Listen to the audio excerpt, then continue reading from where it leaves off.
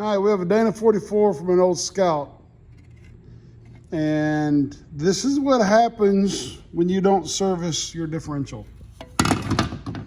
That is disgusting.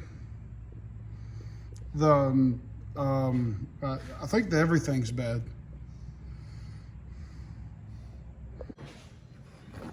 Yeah, hit it with a little degreaser, start to clean up. Ooh, chunky. No, that's looking a lot better. Starting to get this all cleaned up. Getting ready to get some new parts back in here and get this put together. All right, we got the housing all painted up and inside cleaned up, and getting some more stuff put in, getting ready to try to get this thing put back together.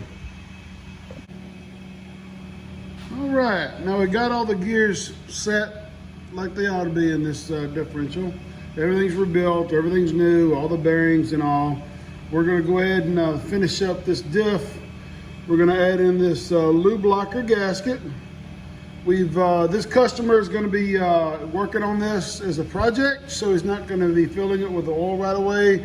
So we gave the inside a coating of Lucas.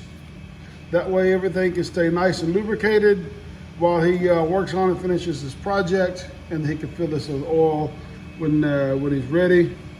We're gonna put the gasket on there. We're gonna toss on this diff cover, and we're gonna make good things happen. All right, so we got our diff cover here. We're gonna put it down on there.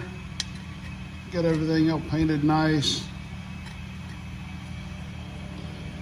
With these lube blocker bolts, you gotta remember, do not over torque them or you'll ruin the gasket. It won't be any good. So we're just gonna get this whole thing put in, ready to go. And then we'll stuff some masher shafts in it.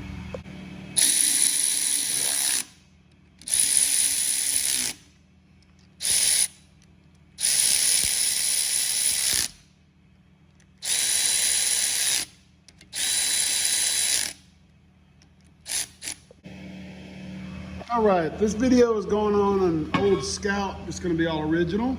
So we are going to reuse the old backing plates after we've cleaned them up and repainted them. Set your old backing plate on there. Make sure we orient everything properly with your brakes and everything, so everything's gonna go correctly. And then we're gonna slide the axle in.